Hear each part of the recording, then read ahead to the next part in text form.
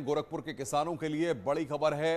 CM योगी का dream project Gorakhpur खाद कारखाना पूरी तरह से तैयार हो गया है, जिसे प्रधानमंत्री मोदी 7 दिसंबर को जनता को सौंप देंगे।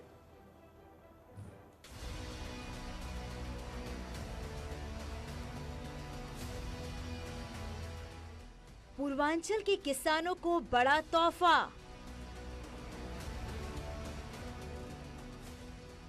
हिंदुस्तान उर्वरक एवं रसायन लिमिटेड यानी कि गोरखपुर फर्टिलाइजर जनता की सेवा के लिए तैयार हो गया है। इस फैक्ट्री में हर साल 12.7 मीट्रिक टन नीम कोटेड यूरिया का उत्पादन होगा। इस प्रोजेक्ट को पूरा करने के लिए सीएम योगी सालों से संघर्ष कर रहे थे। उनका ये ड्रीम प्रोजेक्ट है। सांसद के तौर पर जनता की मांग उठाते रहे हैं और जब सीएम की कुर्सी संभाली तो केंद्र सरकार की मदद से इसे तैयार करने में कोई कोर कसर नहीं छोड़ा। पीएम मोदी ने 22 जुलाई 2016 को शिलान्यास किया था। गोरखपुर में फर्टिलाइजर का कारखाना कोई सोच भी नहीं सकता था कि दोबारा इस लाश में भी जान आ सकती है। हमने उसको जिंदा करने का काम कर दिया है, यहाँ के किसानों का भाग्य बदलने की।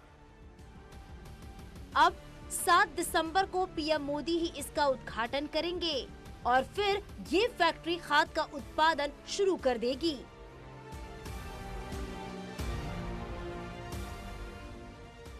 इसे तैयार करने में 8,000 करोड़ की लागत आई है।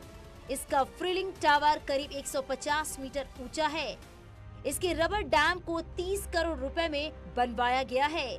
10,000 लोगों को सीधे रोजगार मिलेंगे और इस फैक्ट्री में रोजाना 3,850 मीट्रिक टन यूरिया का उत्पादन होगा। यही नहीं, बताया जा रहा है कि यूरिया के साथ गोरखपुर फर्टिलाइजर रोजाना 2200 मीट्रिक टन लिक्विड अमोनिया का उत्पादन करेगा।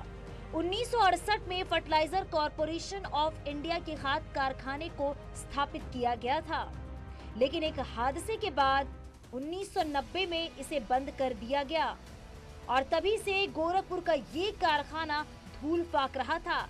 योगी आदित्यनाथ ने बतौर सांसद 1998 में इसे चालू करने की आवाज उठाई, नया प्लांट लगाने की मांग की, लेकिन कोई नहीं सुनवाई हुई। 2014 में मोदी सरकार आने के बाद संज्ञान लिया गया और फिर पीएम मोदी ने 22 जुलाई 2016 को शिलान्यास कर दिया।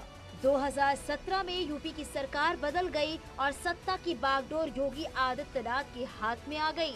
नतीजा, तेजी से काम हुआ और गोरखपुर का खाद कारखाना तैयार हो गया। अब 7 दिसंबर से किसानों की सेवा में खाद का उत्पादन शुरू हो जाएगा।